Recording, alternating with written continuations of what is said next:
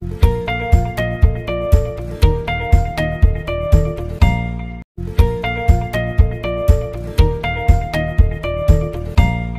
The lord. యేసుక్రీస్తు నామంలో ఈ ఉదయకాల సమయంలో కార్యక్రమం వీక్షించిన మీ అందరికీ నా హృదయపూర్వక వందనాలు తెలియజేస్తున్నాను. దేవుని బిడ్డలారా, నీ జీవితంలో అనుకున్నది సాధించాలని, అనుకున్నది పొందుకోవాలని నీ జీవితంలో ఎన్నెన్నో ప్రయత్నాలు చేశావు. ప్రాముఖ్యంగా మనుషులను, ప్రత్యేకించి తోబుట్టువులు, ఆప్తులు, రక్త సంబంధులు, స్నేహితులు, పొలిటికల్ పవర్, నీ జీవితంలో నీ విద్య బలం, నీ కండబలం, నీకున్నటువంటి జ్ఞాన బలం, నీకున్నటువంటి పరపతి, పేరు, ప్రతిష్ఠితులను అన్నిటినీ వాడినా కూడా నీ జీవితంలో ఏదో అనుకున్నది సాధించలేకుండా నీ జీవితంలో అలా నిలబడిపోయావా?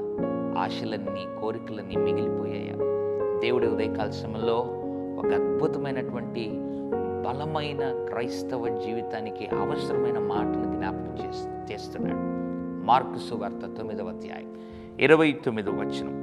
ప్రార్థన వలననే గాని మరి దేని వలనైనను ఈ విధమైనది వదిలిపోవుట సాధ్యమని వారితో చెప్పాను. యేసయ్య అంటున్నాడు శిష్యులతో, ప్రార్థన వలననే గాని మరి దేని వలనైనను ఈ విధమైనది వదిలిపోవుట అసాధ్యం. నేను పట్టిన సమస్య అయినా, నేను బాధిస్తున్న రోగమైనా, నీ కుటుంబంలో ఆవరించినటువంటి ఏ సమస్య అయినా, అప్పులైనా, ఇరుకైన, ఇబ్బందులైనా, ఎన్ని పై ఎత్తులు నువ్వు వేసినా నీ జీవితంలో సాధించలేవు.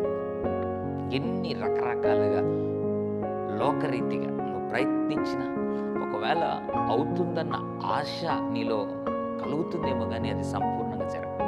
దేవుడు అంటున్నాడు, బిడ్డ, ఇంకనైనా అవన్నీ పక్కన పెట్టి నువ్వు మోకరించి నువ్వు ప్రార్థన చేస్తే ప్రార్థన వలననే కానీ నీకు పట్టింది వదిలిపోవట అసాధ్యం. నువ్వు ప్రార్థన చేయి. నీ జీవితంలో ఏ గడ్డు సమస్యనైనా, కఠిన సమస్యనైనా, జటిలమైన సమస్యనైనా ప్రార్థన నీ జీవితానికి గొప్ప విజయాన్ని ఇస్తుంది. ఉదయకాల సమయంలో తీర్మానం తీసుకో. దేవుడి జీవితంలో గొప్ప కార్యాలు చేస్తాడు. పరిశుద్ధ తండ్రి, నీకు వందనాలు. ప్రార్థన వలననే కానీ మరి దేని వలన వదిలిపోవటం అసాధ్యమని ఎంతమంది అయితే ప్రభు ఇక లోకరీతిగా ప్రయత్నాలు చేసి అలసిపోయి ఉన్నారో వారిని జ్ఞాపకం చేసుకుని ఒకసారి క్షమించండి. ప్రార్థన ద్వారా ప్రభు గొప్ప కార్యాలు వారు చూడడానికి కృప చూపమని, పట్టిందంతా కూడా లోక సంబంధమైన శాపము, కష్టము, దుఃఖం, వేదన, రోగాన్ని వదిలిపోయే విధంగా చేయమని యేసు నామములో ప్రార్థిస్తున్నాం తండ్రి. ఆమేన్. God bless you.